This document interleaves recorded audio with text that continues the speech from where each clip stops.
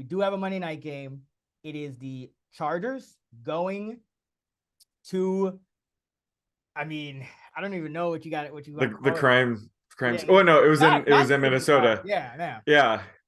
It's just I mean, I'm really interested to see how the fans respond. Because obviously everyone loved Saturday after they got that first win, but it's been all downhill, and then they blow the big lead in Minnesota. So it's odd. The spread is right around 4, which I get, because you can't really give the Chargers points anywhere. It doesn't even matter if they're home, because they don't have really a home field either. But this Chargers team pretty much wins by 3. So with that being said, I do think that there are some options here on the Colts. But who do you like for the captain spot?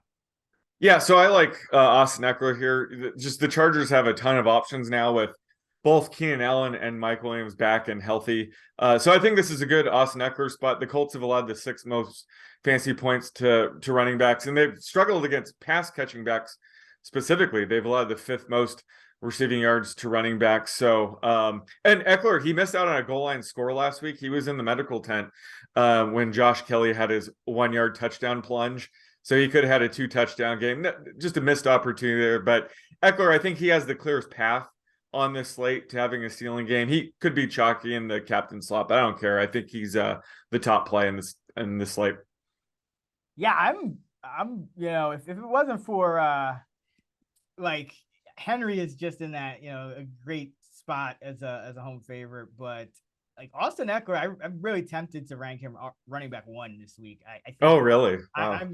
Because you look at his kind of consistency this year, and I think that's where he does have a leg up on even a guy like Derrick Henry. Austin Eckler has scored a touchdown in 9 of his 14 games, but get this, he scored multiple touchdowns in 4 games.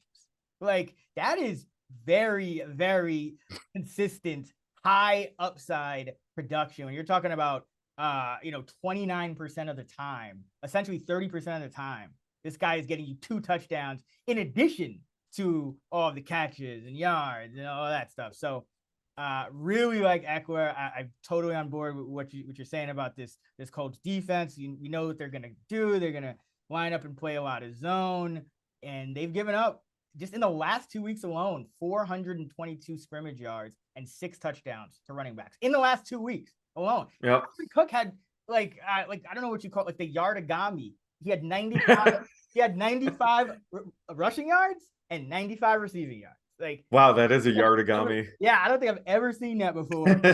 So yeah, Austin Eckler, really like his spot this week, and I think he has another great game, and hopefully he can get the double dip, multiple touchdowns again. But who do you like for dart throws? So on the Colts side, I got to go with Alec Pierce.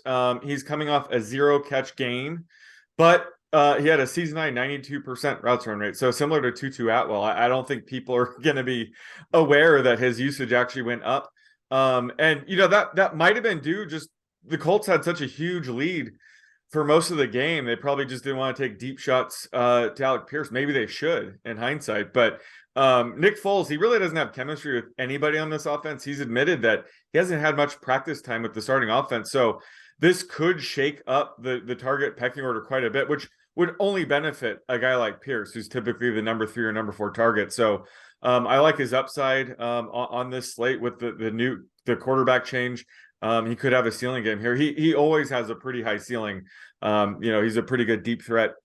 This could be a game where he goes off. And on the Chargers side, not many dart throws to choose from, but got to go Donald Parham here. He returned to action last week. He ran a 22% routes run rate. Typically with that usage, he could see 1 or 2 receptions on average, but more importantly, the Chargers always love using him in the red zone. Just thanks to his massive 6'8", 240-pound frame. So he's always good for a sneaky vulture touchdown on these showdown slates. So I love going with Parham. He's missed 90% of the season, so we haven't seen him much, but he seems fully healthy now. So this is the perfect time to take a flyer on him. Yeah, I think he caught a ball or 2 last week. I remember seeing him the first down sign and kind of saying like, I'm back. So yeah, Nice. I don't remember how many balls he caught, but yeah, I would think he's only going to get more involved. He got Yeah. 3 for 35 last week. That's very good considering he was just coming back. And then the game he went down, he had 3 for 53. So he's actually had three catches in each of his last 2 games, and he's only played in 3, and one of them he got hurt. So lock him in for 3 catches, over 2.5 on his prop, or probably over 1.5. Yeah, he's like a Chiga Kwanku type of guy, not running as many routes, but seeing massive usage when he is on the field.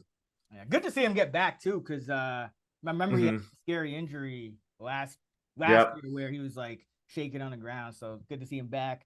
I like Josh Kelly again this week. Again, this Colts defense has just been getting massacred by opposing running backs. And I went to that Chargers-Dolphins game a couple weeks ago, and the guy that really stood out to me was Josh Kelly. Like, when you're in person and things kind of look different. Yeah. So, I'm watching all these stars, and obviously Tyreek looks great, but, watching Eckler, Keenan Allen, and they're doing their thing. Everyone's taking care of business, but the guy who really kind of jumped off the field as I was watching it and was able to make some cuts and make guys miss, and really the guy that makes you go, oh, in the crowd when he has the ball is Josh Kelly. So nice. Yeah, he's another guy that I think, even though he got the touchdown, people are probably going to, like you said, look at it and say, oh, well, it was just Eckler was on, in the medical tent at the moment. But Kelly has been quietly mixing in and really taking a stranglehold of that number 2 back role. We haven't seen Isaiah Spiller on the field since 4 weeks ago now. So it's been all Kelly behind Eckler, and Eckler sometimes he'll get, up to 75-80%, but sometimes he'll go down to 20-30% for his carries. So I think you could always get a good amount of carries carry upside from Kelly. And when you look at his scoring usage, he's got 5 red zone carries in the last couple of games. So I do think, and we've seen him kind of start mixing in when they get in the red zone. Like, it's not always Eckler by default anymore. So obviously Eckler's great at scoring touchdowns. Got 4 multi-touchdown games, but I do think that Kelly has some nice touchdown equity on this kind of slate, 1-game slate as well. And of course, he could be leverage on Eckler because everyone and their mama is going to be rostering Austin Eckler. So if he gets banged up again, or they, they're up late in the game and they want to take him out, you're going to have a lot of upside with Kelly. So love him. And then I do love Pierce as well. He's another guy, had a ton of air yards last week. But in general, he's had 31% air yard market share since Parks Frazier took over, along with Jeff Saturday for that offense. And he's also very good at man coverage. But I also mention Ashton Doolin because he is actually the Colts leader in yards per route against man coverage at 2.3. Pierce is at 1.8. Now, Doolin hasn't run as many routes, but they did, take the time to activate him from injury reserve. And then they started making they waived TQT and then made Mike Strawn inactive. So Doolin is that number 4 wide receiver. He did get a carry last week as well. So, I think you can get, you might get a little, a chance at a touchdown, like 1 catch, 2 catches for like 25 yards and a touchdown from Ashton Doolin if he gets the right look in single coverage here. And remember, Nick Foles, if there's anyone he's practiced with, it's got to be Ashton Doolin, right? True. Like, out of all these guys. So along with the backup, like I think Jelani Woods, obligatory mention each and every week. I think he's the guy that's gonna have another blow up game before this year is done. So also like him over Cox, and Granson is cool too. I think he's on the upswing, but like Woods. And where have you kind of landed with this running back situation before we get out of here? This for the Chargers. Well, didn't they just said that Deion Jackson's starting, right? I saw something about that. I mean, just looking at the usage last week, Zach Moss was the clear lead back. We said he dominated early down work, even dominated third down work, which is very surprising. Dominated goal line work, although he did have that negative 5-yard run on the goal line. But I don't know if that had to do with the Colts just having a massive lead. He is the kind of back that you'd have in there with a massive lead. So if this is going to be a trailing game script, I wouldn't be surprised if Deion Jackson actually leads the way in third down usage and is the main back in the 2-minute offense. I mean, he looked really good. Remember, I was calling him Marshall Faulk when he was starting for Jonathan Taylor. So it could flip here. But so if we're just going based off of last week's usage, Moss is the no-brainer play. But it does seem like Deion Jackson might end up being the better back this week. It's very murky. I wouldn't want to be relying on this.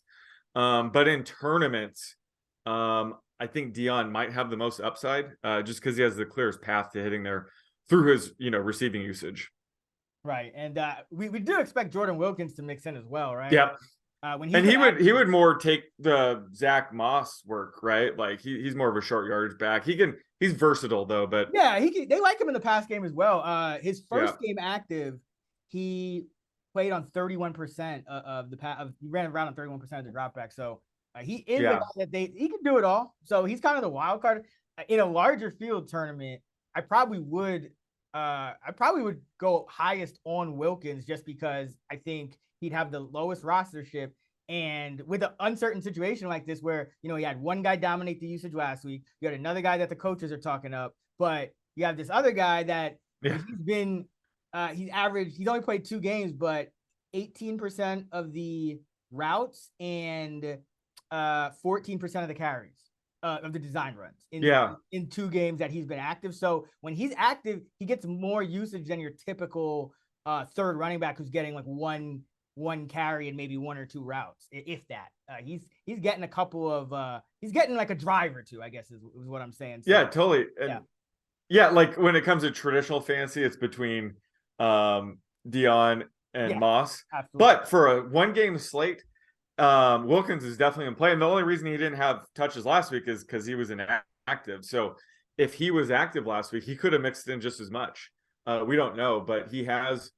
When Taylor has been out, he's mixed in quite a bit. So he could make this even murkier. And he's going to be super cheap, super low owned. So he's definitely a good dart throw on the slate. Yeah. And then like with the, Jackson and Wilkins, Parks Frazier was on the Colts with Frank Wright. He just wasn't in his current role, but like, wasn't he on the, he was doing something for the team, right? Like before Saturday got here. Yeah. Let me see. Let me make sure, because I'm pretty sure he was like, let me see. Or was he? He interim. Let's see. What is he doing?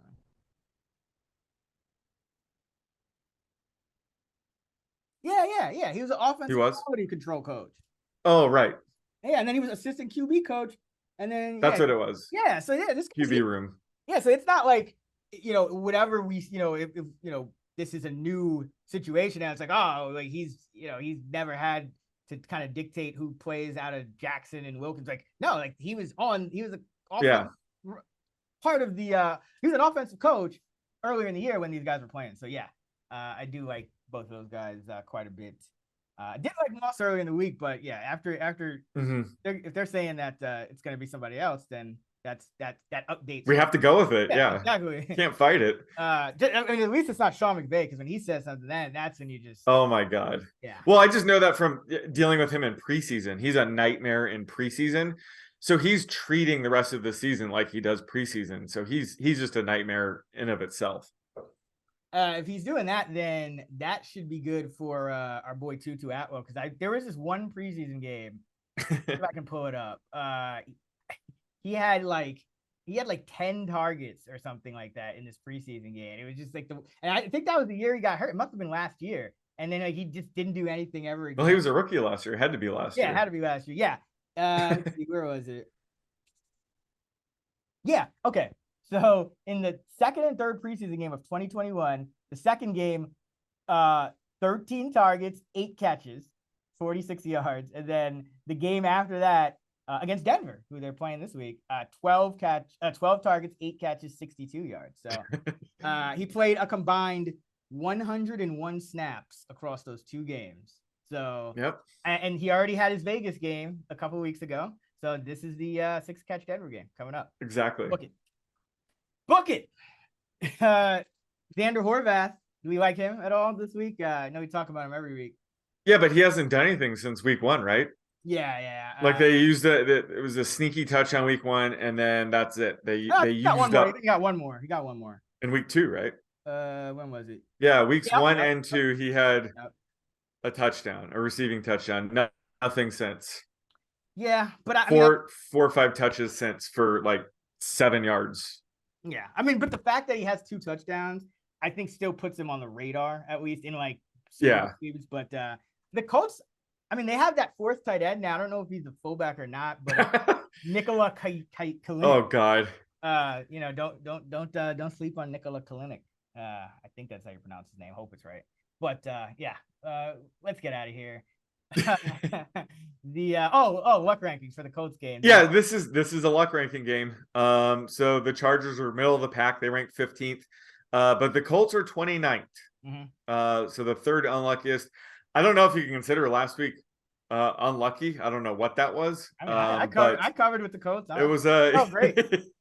Yeah, it was a 1-score loss. So those usually you know, are a bad thing when it comes to the luck rankings. But yeah, I would say the Colts are probably the way to go here, because like you said, the Chargers rarely win by more than 3 points. You know, you got to see them beat the Dolphins pretty comfortably by, I think, 6 points, but the last time they won by 3 or more was week 4 against the Texans. So they're a team that rarely, you know, covers -3. Hey, if we like the Colts as kind of like a contrarian play here, then maybe Zach Moss is the play after all. Like it's gonna come back around, right? Everyone's my rankings for Colts running backs will be up and down from now until this game kicks off. Like, let's be real. One too. It's the last. Yeah. But yeah, man. I think to be honest, I think all 3 of them are in play here. This Charger defense is not good.